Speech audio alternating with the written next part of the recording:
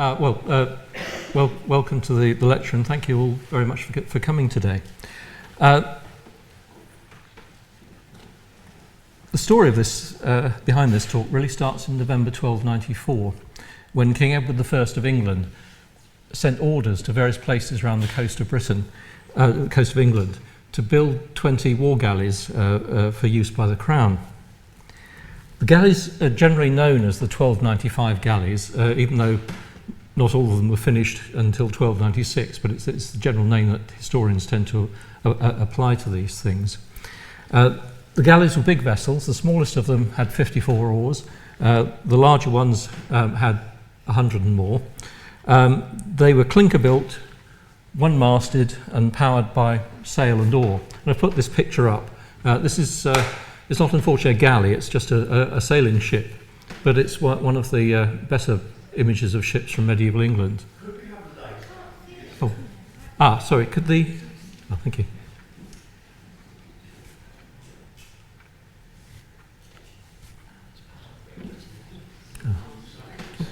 Oh, actually, if the ones at the side could go as well, thank you. That's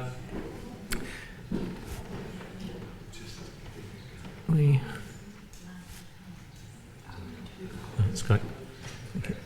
Thank you. This is taken from the seal of Dunwich in Suffolk from about 1199, and it shows a one-masted clinker-built vessel with a double-ended hull form, which is very much the sort of thing I'm talking about, although this is a sailing ship, not a galley. The reason for giving this talk is to try and bring the story of the galleys to a rather wider audience, to talk about the historical importance, but also to talk about some of the new insights I think we can get from studying these sources. The records for these accounts are basically building accounts, financial documents. They weren't compiled as technical records in any sense, but incidentally they tell us an awful lot about the galleys and about the way in which they were built and the things that were ancillary to the project. I've been working on these accounts on and off for years, and they were first apparently subjected to study by historians in the 1920s. So people have been looking at these on and off for years and years, and you can actually find some of these accounts published in various places. 20 galleys were ordered.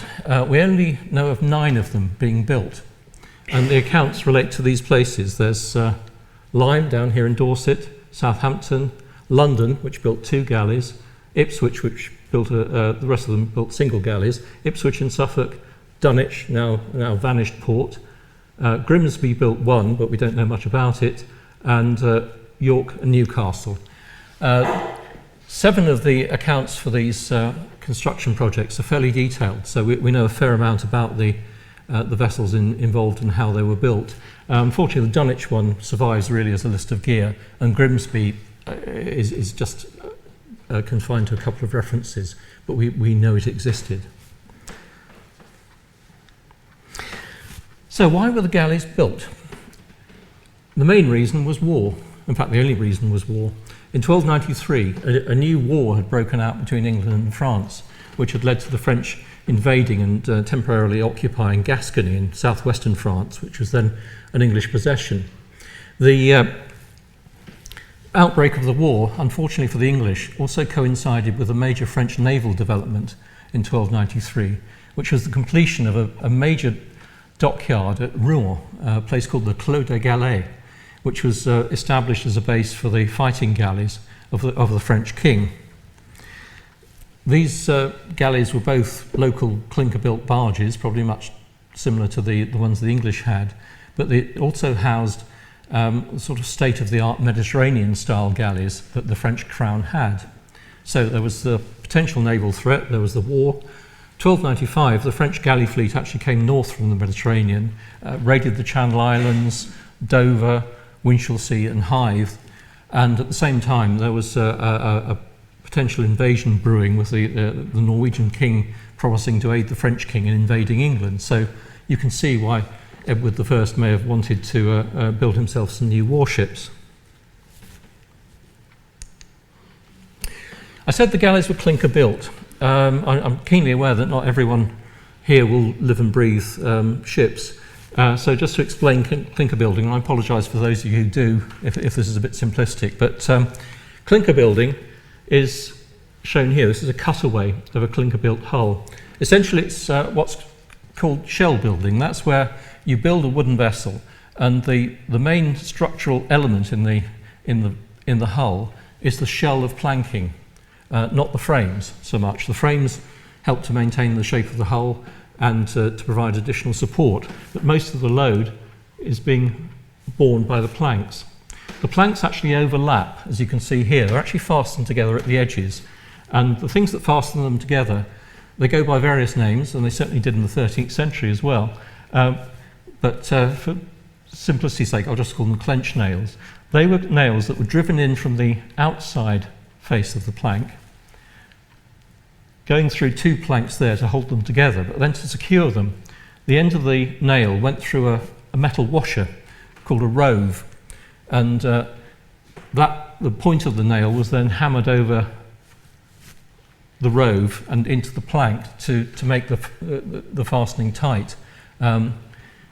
This sort of procedure was known as clenching, and the people who carried it out were called clenchers and holders. The clenchers, well, the holders rather, were the people on the outside who drove the nails through and held them in place, while the clenchers on the inside used their hammers to clench these things over. And not unsurprisingly, in building accounts of the time, you often find them employed in equal numbers, because it wouldn't really work with just one or the other. This slide shows a reconstruction of a 13th century ship that you can see at Southampton. It's just by the city walls, and this is a clinker-built vessel, and you can see there the clinker planking, but you notice how light the frames are. If you go and look at a skeleton-built ship like HMS Victory, for example, you see much heavier framing and much closer together. This is part of the nature of clinker construction.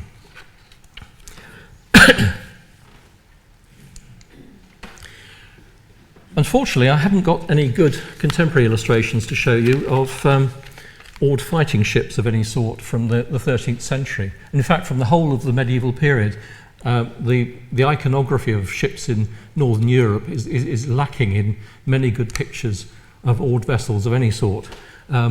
Bayeux tapestry and the Viking era before, you tend to find quite a lot, but from the 12th century onwards until the 16th, it's difficult to find that many good illustrations or representations of oared vessels. But our ideas about the galleys are formed by a lot of these sorts of images of sailing ships. We're fairly sure that the galleys had what you might call a double-ended hull form. That means that the stem and stern, stem here, stern there, were generally similar in shape. They were, of course, clinker built. You look at something like this and you inevitably think of Viking ships, which had a very similar form, but I think it's too simplistic to start thinking of these, the galleys built by the English and others in Northern Europe in the 13th century as things that purely derived from the Viking tradition, because it's quite clear that double-ended clinker-built ships were being built as far back as the early 7th century in Northern Europe. You've only got to think of Sutton Hoo ship, for example, which is a very big, sophisticated clinker-built vessel that was double-ended.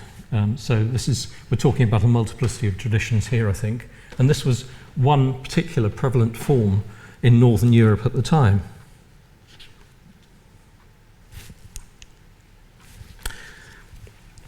Galleys were very important in 13th century naval warfare, probably principally because, of course, they can move under oars independent of the wind, which was a considerable advantage in battle. The English Royal Fleet, as such, more or less ceased to exist after the Norman conquest, and it wasn't revived till the late 1100s, initially by Richard I, the Lionheart, and then by his brother King John. And John's not known as one of the great sea kings of Britain, to use that old Victorian phrase, but he did develop a very strong and important navy, mainly because in 1204 he lost Normandy to the French, and that meant that for the next 500 years at least, or 500 years plus, the southern coast of England was faced by a potentially hostile shore in France. And John built up his navy. He created a new naval dockyard at Portsmouth, not the ancestor of the one we know nowadays, because this one didn't last very long. But he built up his galley fleet. By 1206, he had 50 galleys stationed around the coasts of Britain. The English crown carried on using galleys through the 13th century, although maybe not in such lavish numbers as John had. But the naval dockyard ceased to exist, and by the 1290s, there clearly wasn't much of a royal fleet, and that's the reason for Edward ordering the construction of these 20 galleys. It was the most ambitious naval shipbuilding project that England had seen for quite a long time. So before talking in detail about them, I just want to say really why these accounts are important. The accounts of building the galleys are the earliest detailed shipbuilding records we've got from England. They tell us a lot about merchant shipbuilding because the people who built these galleys were not specialised warship builders. They were people who must have spent their working lives mostly building merchant ships. So the accounts can tell us a lot about the practice that was involved in building ships for trade and so on. Because the accounts come from places as far apart as Lyme and Newcastle, they give us a regional picture of the nature of shipbuilding in England, and indeed show that the shipbuilding culture was generally pretty much the same, although the terminology changed. It also provides some very early industrial history for some places. Apparently in the case of York, there is no earlier major industrial record before the York Galley. There's a lot of Middle English seafaring terminology in these accounts, which makes them important for the history of technology and also for the history of Middle English, because you find terminology in Dorset was quite a bit different from that in Newcastle, where there was a much heavier Scandinavian influence. And also, over and above this, you find the names and activities of literally hundreds of people in these accounts. Over 230 in the case of the York Galley account, similar number for the second London Galley. And these are very brief records of often completely humble people who have no other record anywhere else. And I think there's something profoundly moving about these tiny memorials that we get in these sources. The accounts for building these vessels are so detailed because in most cases, the towns that had to build them had to pay up front for them. They had to lay out money themselves and then send the account to the Exchequer that would then, hopefully at least, pay them back for it. It's not the sort of system I think would be used nowadays, but it was, in order to get their money back, the people who built the ships had to send credible accounts back to the central government, where they're subjected to fairly detailed scrutiny. In the case of the York Galley account, it's a very, very long account with over 1,200 entries. Clearly, an Exchequer clerk went through it with a fine-tooth comb, because you find underlinings under some entries, which were the medieval equivalent of crossings out. Because for weeks on end, there were a certain number of York officials who were exercising some vague supervisory function, overseeing the galley and coming every week and getting paid for it. And the clerk clearly smelt a rat there because he crossed it all out, so they wouldn't have got the money. Oops. Just to look again at the map, I want to say a bit about the places that built these galleys. We start here with Lyme down in the southwest. That's a view of modern-day Lyme. We don't know exactly where the Lyme Galley was built, but given the geography of Lyme, which is quite tucked in a small area on the coast, I think it most likely that the galley was built somewhere on the shore. It may even have been over this way in the direction of the Cobb. I haven't been able to find a date for the building of the Cobb, and possibly someone here can enlighten me, but there was apparently a quay over here in the Middle Ages. It's possible that the galley would have been built in the shelter of that, because you wouldn't want to build a vessel on an exposed location. Southampton was another place. This is Southampton from Speed's map of the early 17th century. Unfortunately, the Southampton galley account, although it's quite detailed, doesn't give you any clue as to where the vessel was built. So whether it was up here on open land or over in this way, we don't know. The two London galleys were built near the Tower of London. We don't know exactly where, and I want to say a bit about that a bit later on. The York galley was built somewhere in the vicinity of the Ouse Bridge. This is York from an early 19th century engraving, and I'll again be talking a bit more about that later on. The Newcastle galley, we have a pretty good idea of where it was built. It was somewhere in the area of Pandon Brook, which is over this side of the city.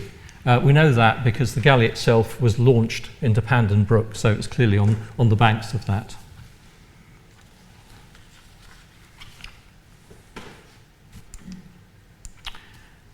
So we come to the galley projects. This is a timeline, a chart of the time it took to build them. The bars represent the time that the galleys were in construction. Most of them, well, of the 7 we've got detailed records for, 5 of them were ready by the autumn of 1295, and some of them before that. The first London galley seems to have been built in about 12 weeks. London 2 was a bit later, but again completed by the end of the summer. Lyme was built in fits and starts. You see there's a big gap between the construction there, which is probably due to lack of money. Newcastle was built in one go and was ready by the autumn. I should say these little asterisks here, the red ones, represent the points at which the vessels were launched. In most cases you'll see there was still some work to do after the launching, which would be normal now with a ship. The Southampton one is a bit odd because they appear to have completed the ship then launched it, which seems strange, but I think I need to do some more work on that one. In terms of cost, the cheapest one was the Lyme galley. It was also the smallest. It cost £75, had 54 oars, but mostly the cost was in the range of £195 to £326. The lowest one there was Ipswich, and then the second London galley at £326. I don't want to talk about modern equivalents for these, because when you go to one of those helpful calculators that allow you to work out how much a penny was worth in the 13th century and would be worth now, the figures never seem big enough, because we're talking about major warships here, and their relationship to the economy and society in which they lived was very different to, say, the cost of building one of the big carriers up on the Clyde nowadays.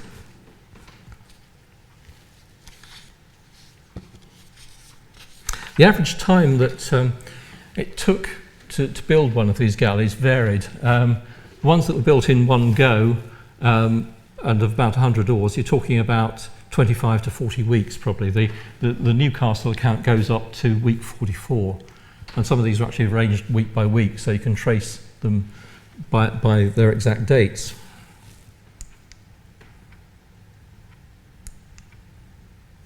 The 2 London galleys, as I say, were built somewhere near the Tower of London, and it's quite possible that they were built on the Thames shore somewhere either side, but I think there's also a strong possibility that they were actually built on a strip of foreshore that used to separate the moat of the tower from the Thames. At its widest point up at the eastern end, it was about 30 or 40 metres wide, which would have been just about enough space to build a galley. The account contains references to materials going to the tower, which I think suggests that they were storing things there, and it wouldn't make sense building a galley a long way from that. 4 of the accounts actually tell us something about the nature of the sites that were built. These diagrams, I should say, they're purely schematic. They're not an attempt to represent any of the specific sites, but to show rather their components. Each of these 4 sites, London 2, Newcastle, Southampton and York, had enclosures. Because of course security was of key importance. They had watchmen on these projects as well, working, well, according to the accounts anyway, 24/7. At London there was a man called Thomas Pope and his boy, who worked 7 days a week looking after the materials on the London Galley site, and there were 3 people who did it at York. But what you can see here, you've got the enclosures there. There were some site buildings constructed on some of the projects, a workshop for the Second London, a store. I should also have put up here a separate smithy, because there was smithing work going on, but it wasn't happening on site, and it's possible that they were using the smithy in the tower itself. At Newcastle, no site buildings, but they hired a garden to store timber. We know that because they paid for a lock to secure the gate of the garden.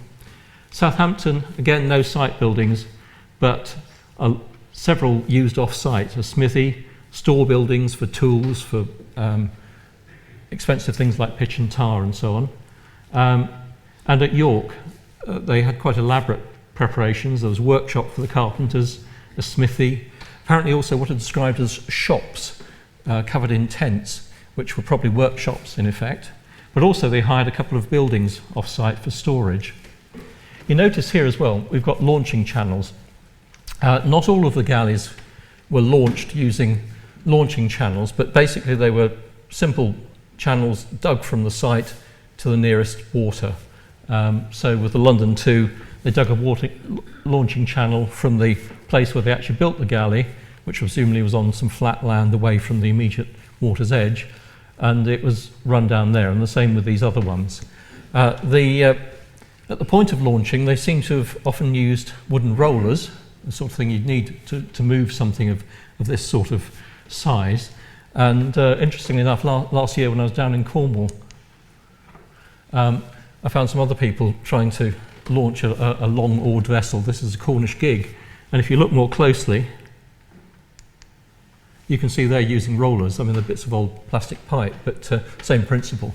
And it's a good way of getting one of these vessels into the water. So some of the ships were probably launched direct from the shore into the sea, it appears, but some of them we can't be too certain about. The accounts tell us a lot about transportation. I haven't got pictures of medieval transportation to show you, I'm afraid, but this is the River Ouse at York. We know with the York Galley account, there was a huge amount of investment in transport. The River Ouse was key to this. York was a bit of an odd choice because it's so far inland, but it was a trading port, and it was a very rich city, so I think the government reckoned it could build the galley. We know of something over 40 journeys upriver from the woods downstream, carrying timber and other goods to York to build the galley, and they would have all come up this stretch of water. We also know something about the use of carts at York. They were mostly there used to move things not in the city itself, but to move timber from the woods where it's being felled to the riverside so it could be loaded into boats. But people who were important at York and other places during the construction projects were some of the humblest. These were porters. I'm well aware this is a 20th century image of dockers, but it's much the same sort of job, hefting heavy loads. At York there was a team of porters led by a man called Adam Lapinder that trudged around the city carrying lumps of timber, pitch, tar, nails, all sorts of things. And very little use of carts at York, interestingly enough. And these porters also acted as stevedores to unload the boats that arrived near the galley site. So they were of key importance. At London, of course, the river was also heavily used. Timber was being felled in Essex and in, I'll just go to that, and in Surrey. You can see on this map, there's some of the Surrey sites there, Hamwood, Addington, boards coming from Weybridge and so on. But the Thames was key. This again is another fairly modern image of about 1930 of a lighter being sculled through London Bridge.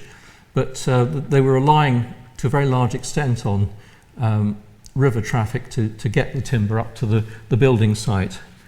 But one of the differences at London was that they were also using a lot of carts. These were both carts moving timber from the woods to the nearest river, or Thames in this case, where it could be loaded up. But also you find carts going direct from the woods and into London.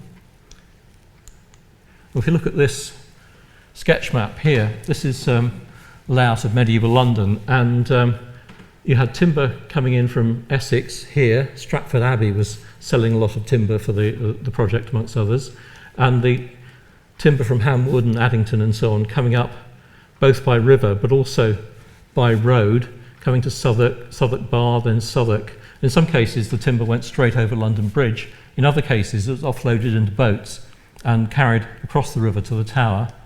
There was also material coming in by water from both directions.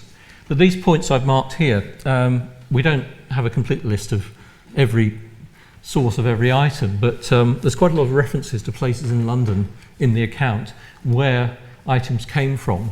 And most of this, interestingly, like York, was moved by porters. The furthest they went was about a mile. There's Baynard's Castle up there, where they brought some wooden nails, some tree nails, but lots of other places for supplying things, mostly pieces of timber, it seems, interestingly enough. And the biggest piece that we know of was a large timber for the keel, which was moved from Holy Trinity Priory up here, not too far from where we are now, and carried by a team of 18 men through the London streets. And it's quite possible they actually passed along the road here. Incidentally, the roof timbers above us are 14th century, so not too far off the dates I'm talking about. And they probably came in with gangs of porters as well. As regards to the materials for these ships, of course the key one was timber. All of the timber, all of the bulk timber used in the construction of these galleys seems to have been felled on purpose for the construction work. It was used green, in other words. It wasn't seasoned. It's not a particularly good practice because it can degrade faster than seasoned wood, but that seems to have been a fairly normal practice in the Middle Ages.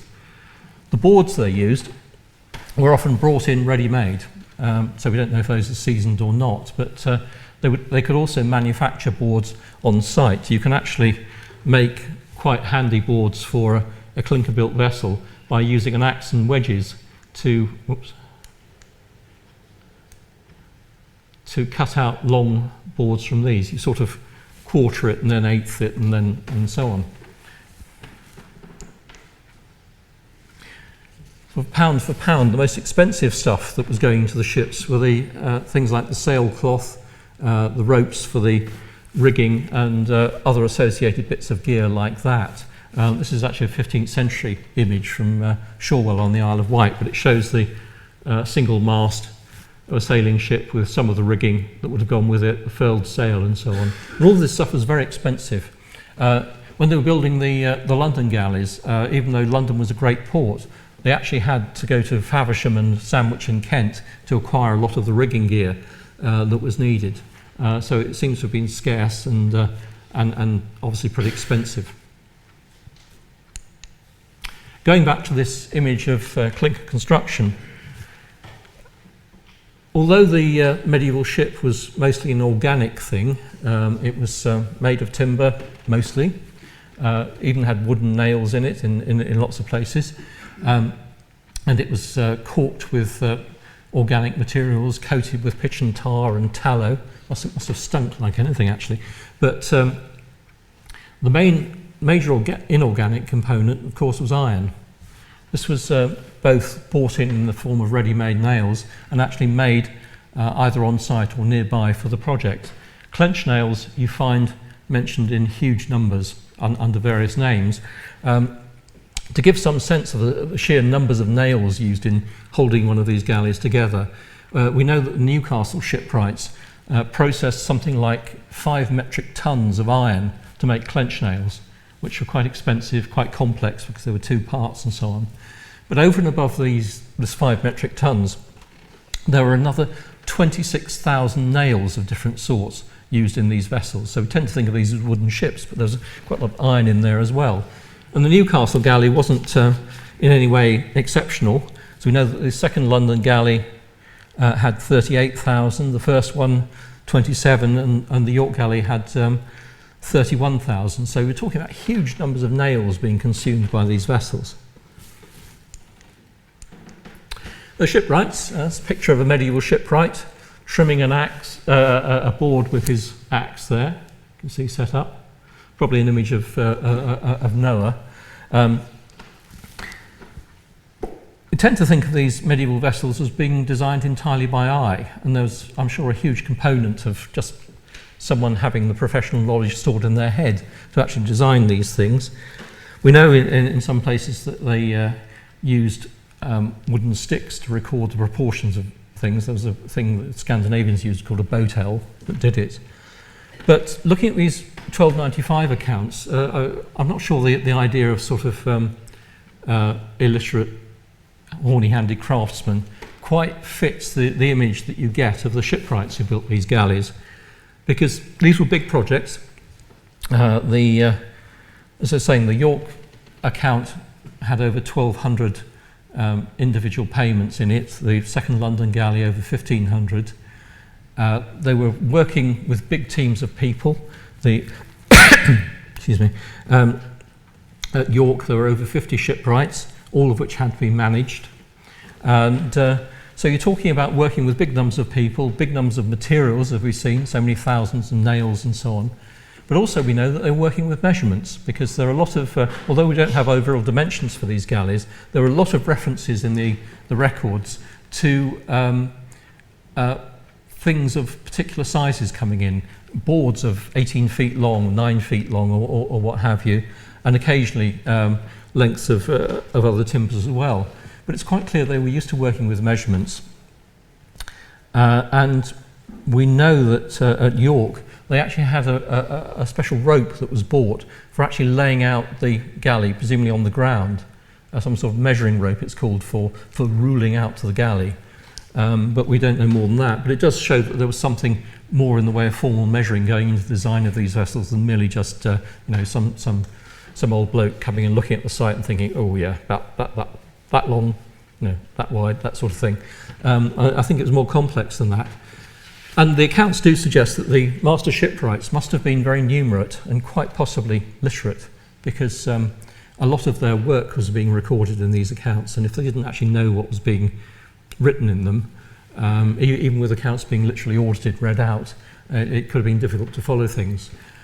And we do find that these some of these shipwrights were highly successful. A man called Henry Hellywood, who was the master shipwright at York, out of 240 odd named people in the project, he emerged as the 5th highest earner, both from his pay, but also he managed to negotiate getting some sort of bonus from the city when the galley was completed. He was clearly a very canny bloke. This is a summary of the shipwrights. I won't look at it in detail, but basic thing to notice here is that you have, on some projects, a single master shipwright in charge. On several of them, Lyme, Southampton and London, you have multiple masters, which seems to go contrary to everything we know about the hierarchy in medieval Europe. You'd expect one person in charge and then 2 people below them and so on. But several of these sites, these projects, seem to have been managed by more than one master shipwright, who were all being paid the same, with the exception of London. This man, who was from southwestern France, Arnold of Bayonne, he was paid at the same rate, same daily rate as the 2 master shipwrights who were English, who worked with him. The only difference was that they worked 6 days a week, he worked 7, or at least he was paid for working 7. So at Ipswich, York and Newcastle, you have one master. You have Henry Hellywood, who might have been of foreign extraction. The name's quite difficult to track in England. But at Newcastle, the man who built the vessel was William of Waynfleet, who must have been English. The organisation of the shipwrights trade was fairly straightforward and based entirely on the technology.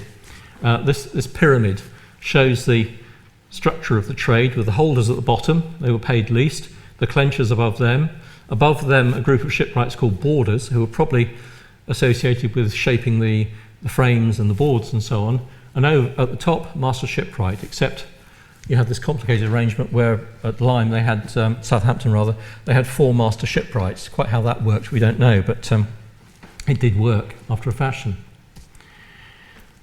You can also look at some of these accounts and actually analyse the amount of effort, the sort of man days that were going into building these things. And if you rework them into tenths, I can go into this in more detail afterwards if people are interested, work the total time taken to build these things, you can build up a comparative chart of the effort. These represent total man days in each tenth of one of these projects. You've got Newcastle at the top, then York, then the second London Galley. And you notice that the profiles of the York and Newcastle ones are closer to each other than the London one, which these have quite sharp rises and falls. This one has much more consistent effort. The second London Galley took 50% longer to build than either of those, but it seems to have had more consistent effort. And I think what you may be having here, I'm still working on this really, but you've got some sort of signature of this situation where you have more than one master shipwright. You're able to have more people supervising the work, and I think that probably made the difference there. Whereas at York and Newcastle, you had just one master in charge, and presumably working socks off day in, day out to get the thing built. There were other workers on the site. I can't go into these in any detail, but one of the crucial groups were the blacksmiths, who made the iron, worked on all of these projects in one way or another, either directly or supplying nails that were sold to the project. And the top smiths were earning as much as the top shipwrights. They were important craftsmen. You have the tree fellers who were felling the timber in the woods for the galleys. These were sometimes shipwrights, sometimes general carpenters, sometimes just woodsmen. Sawyers you find on quite a number of the accounts, both working at the woods, processing timber to make boards or for frames, but also working on site. There wasn't a separate trade of corker at this stage for wooden vessels. It was done by the shipwrights. They laid the corking material in between the planks as they were nailing them up. But the material that was used was it's called wiveling at London, or Blair at York and Newcastle, and it was basically a thread made of wool or hair mixed with tar, and they were spun a bit like ropes. And you have people who were employed to do that, fairly grisly job, I would imagine, the amount of tar they were using. You also have site cleaners. Unfortunately, there's very little evidence of direct participation of women in these projects. You get a few female suppliers, a couple of female carpenters at London, but the main work that you find women employed for is on the York Galley, where there were a group of women employed to actually clean the site of chips of wood and so on when the project was over. And they were paid a penny a day, which is sort of very, very basic wage even for the 1290s. A lot of transport workers, of course, carters, boatmen, sailors also involved. House carpenters who were building some of the structures on site, the smithy and so on. Painters. We know there was quite an elaborate paint job, for example, on the Newcastle Galley with all sorts of glowing colours. But unfortunately, we haven't a clue where most of these glowing colours were put, so it's difficult to reconstruct there. Then you have the diggers and labourers who were digging the launching channels for some of these galleys, and of course the porters, who were ubiquitous. If you've been walking up a London street in the 1290s, I'm sure you would have seen gangs of porters everywhere carrying stuff between places. And aside from them, there were officials who were in charge. Often difficult to know exactly what they did, because the key job of actually designing and building the galley was entirely a shipwright's job. Then the clerks who wrote down the accounts, whom we've got to thank, and the watchmen who looked after the sites. One thing you can get from these, the more detailed accounts, is a sense of who was actually benefiting from these. This chart is the total earnings on the second London and York Galley accounts. Everyone who earned 6 shillings and more, up to over 501 shillings. And these are the numbers of people. You can see for both, there's only a couple who earned at this level. then go down a level, 101 shillings up group, it gets more. But what surprised me about this is that although you can see some gaps here, the general pattern at York and London isn't too far different. And indeed, if you ask who actually got the most benefit out of these projects, you could almost say it's the usual suspects. Mostly it was people who supplied, people in some cases institutions, who supplied goods for the building accounts, merchants and the like. And it's only the top manual craftsmen, the smiths and the shipwrights, who tended to get into this sort of group. Pay was, at least for shipwrights, was actually lower at York than in London. And you do find that the London shipwrights seem to have benefited a bit more. I don't know if it's an early version of London waiting, but it was certainly a difference there. But overall, the pattern of earnings is much closer than I expected it to be. So we come to the galleys themselves, the galleys as technological objects. That's a summary of the numbers of oars on these things. I should say that all the details behind this are in the copy of the paper, which is available as well, so no need to hurry and try and scribble all these down in one go. But two of the galleys failed to meet the construction target, which was for a galley of 120 oars, and they failed by quite a way. That's the the Lime galley at 54 oars, Southampton at 60. But several of the others either got close to 100 oars or exceeded the target. We can't be certain about the total number of oars used by the London galleys, unfortunately, because we know that a total of 300 oars were bought for the projects, but we don't know exactly how these were divided up, because each of these galleys was built with, most of them were built with an attendant oared barge, which could be up to 30 oars. So the distribution isn't quite clear, but it's pretty clear that these were both very big vessels.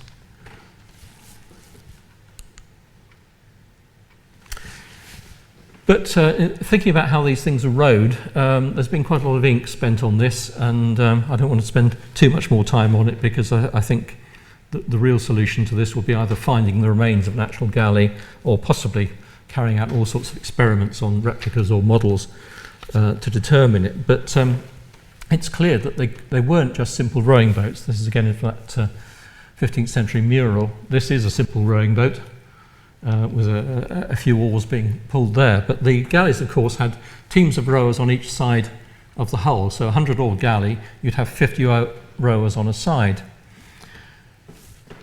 Whilst we don't have overall dimensions for a lot of these galleys, the numbers of oars do give us some relative sizes for them. And one of the interesting things is in the Newcastle galley account, you find that they were actually buying oars of different sizes. There were oars of about 16 or 17 feet and oars of about 22, 23 feet. And that very clearly implies, because they were bought in large numbers, that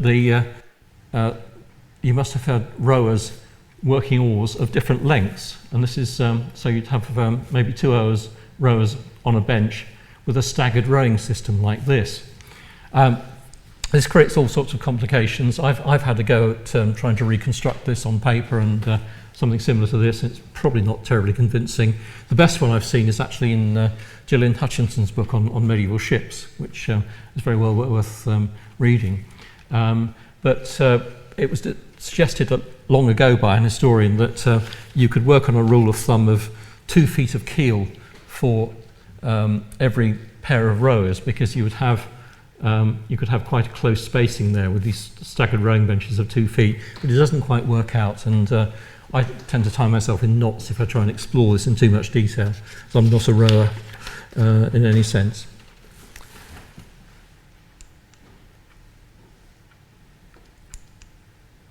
This is an attempt to visualise the galleys. I should say this is not in any sense a detailed reconstruction. It's a conjectural sketch. That's the best, as good as it is, showing what one of the galleys might have looked like. Double-ended hull form, you see. The oar ports up here, they would be shaped a bit like keyholes on the side, because of course you had to be able to slide the oar blades through as well as the actual shaft of each oar. these things, I should say, these are meant to be beam ends going through the hull. They're not gun ports or anything like that. This shows a mostly double-ended galley, but with some amendments. There are a number of features of the technology of the galleys that we can find out from the accounts. One is the way that they were steered. Two of the galleys were steered by pairs of side rudders. That's these things, steering oars, fixed to the side of the vessel. In fact, the term starboard was originally steerboard, and it means having a steering oar on that side, and you have a tiller projecting in and wiggle it around and steer the vessel.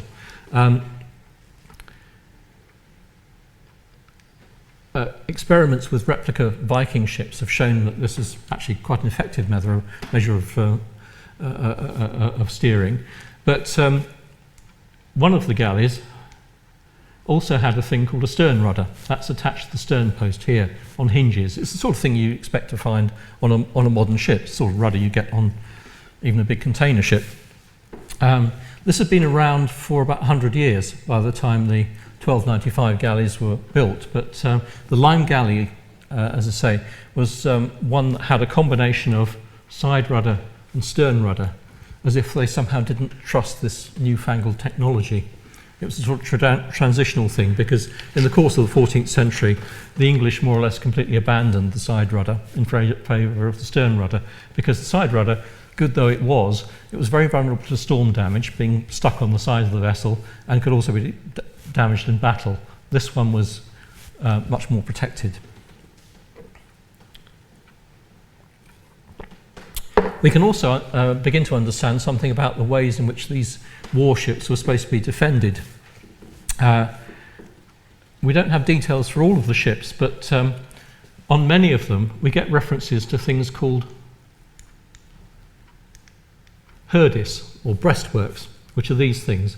I don't know if many of you have been to the Mary Rose, but you may have noticed in the waist of the ship there are wooden blinds that were set up to protect the archers and to give them a sort of hole to shoot through without being shot in return.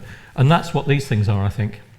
They're basically light wooden blinds to protect them against maybe the elements, but also arrows and things of that sort. And we know that they could be opened or possibly even removed, because you get references to hasps and staples being bought for the herdis. Another feature are fighting castles. I'm sure you've all heard the term forecastle, which derives from forecastle, and that again goes back to a medieval invention, which is putting defensive structures on ships, small castles in effect. Forecastle up here in the bow, the after castle, or there are different names for it, at the stern.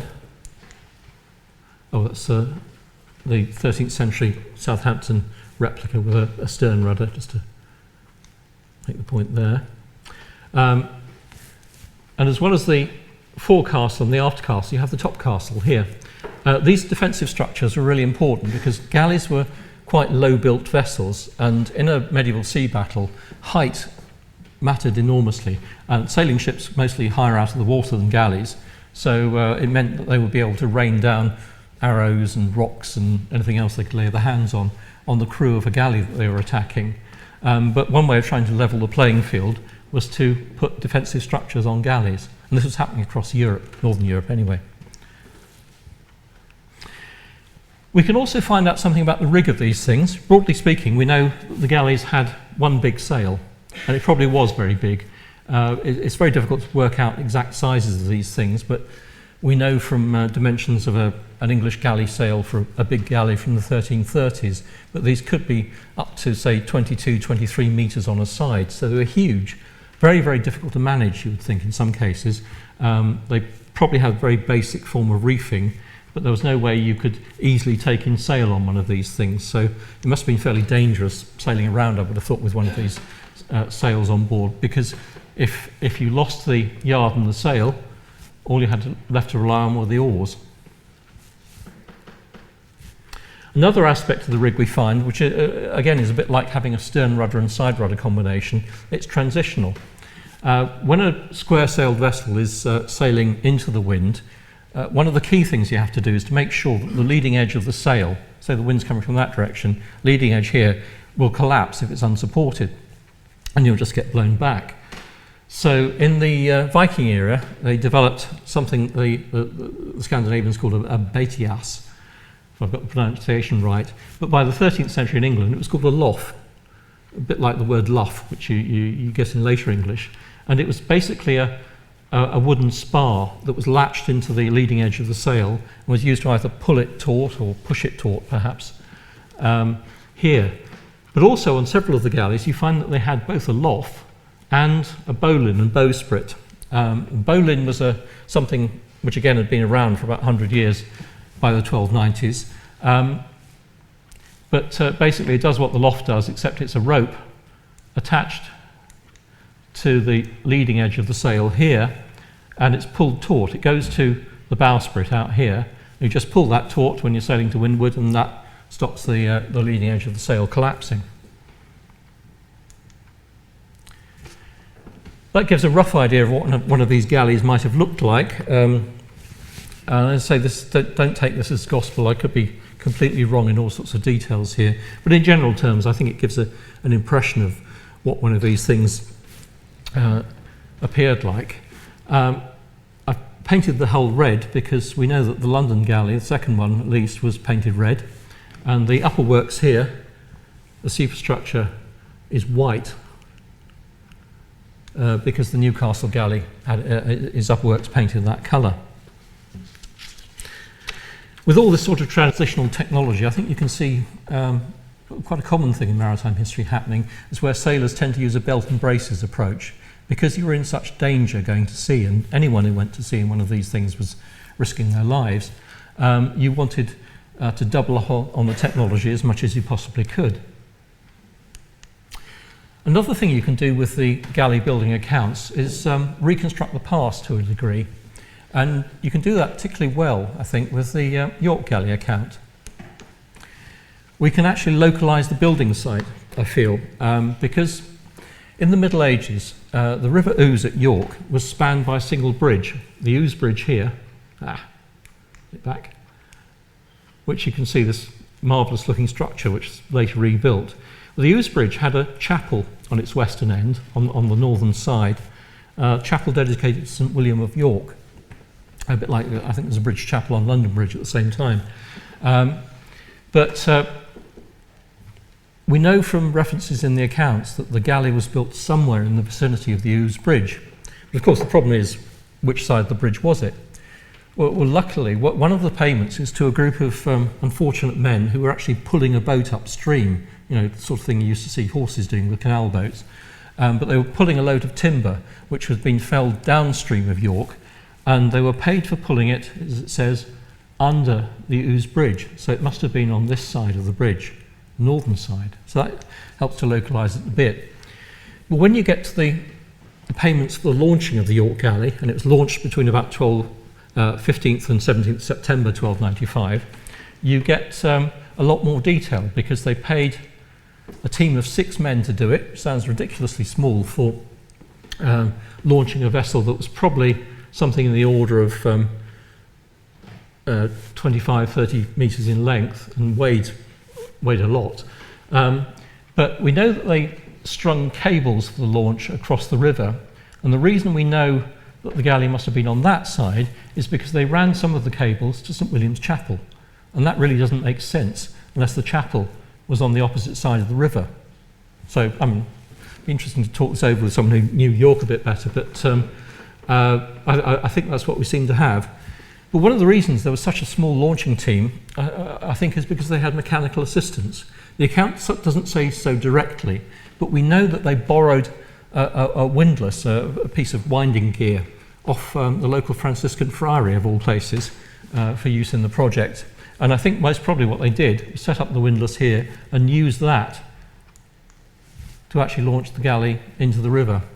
We know that, we don't know if there's much of a ceremony. We know that they paid for some ale for the people involved in the launching and some of the shipwrights, but whether or not this was for rehydration or celebration, we don't really know. So what became of the galleys? because of the period, it's very difficult to trace their service careers in any detail. We know that a few of them needed quite extensive repairs within a fairly short period of being built. The London Galley was the worst, the first London Galley. That went out to sea, was caught in a storm, and had to go back for repairs. And the repairs cost about 25% of the original building cost, so it's pretty major. Some of the others needed work as well, the Newcastle one. But we know that a couple of them, the Grimsby and Newcastle galleys, were at sea on sea patrols off the east coast by the summer or autumn of 1295.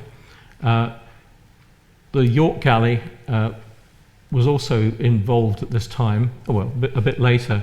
The York Galley account, if you remember the interrupted nature there, the vessel was launched and then she was taken downriver to somewhere not too far from the sea, a place called Swinefleet, which was west of Hull. And she was kept there over the winter and then fitted out between about January and March 1296. And then they apparently undertook some, what I think must have been trial voyages. There were 1 or 2 day voyages with crews ranging from 36 men up to 80. And 80 was probably the full rowing crew for this vessel. And then when she was ready, she was taken up to Holy Island off the coast of Northumberland as part and parcel of the first invasion of Scotland, which took place in March 1296. So that one had a fairly active career. We also know that a couple of them went quite long distances. The Southampton and Lyme galleys went down to Gascony. At least one of them went to Bayonne. The Lyme galley was repaired there. So they were able to sail quite long distances.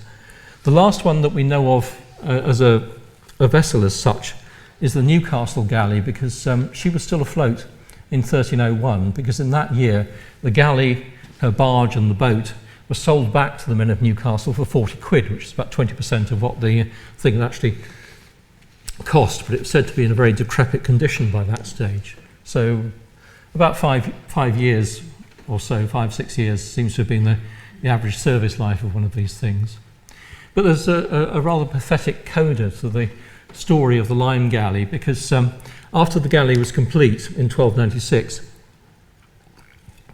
the chief official, or one of the chief officials in Lyme, a man called Geoffrey the Cook, wrote to the Exchequer pleading for the town to be paid the money for the work, because he'd given receipts to local people for goods and services that they'd contributed to the building, but he hadn't got any money to give them. And there was a rumour going around locally that he'd actually received the money from the Exchequer and was keeping it for himself. And it said in his letter, rather pathetically, it had put him in great slander. But his plea didn't get anywhere, because Lyme wasn't actually finally paid for the building of the galley until round about 1320, by which time it was probably just a pile of rotten wood, if that. So that's the year of the galleys. This very brief, intense set of information about a series of events. They're important for English maritime history, and also I think for that of Northern Europe. Their broad regional spread tells us a lot about working life around the coast of England at the time, let alone shipbuilding. But its importance reaches beyond that. I think although these accounts were compiled for a starkly utilitarian purpose of recording expenditure, there's nothing literary about them at all. They now provide for us a very compelling snapshot of people and working life in England 700 years ago. Thank you for listening. Yeah.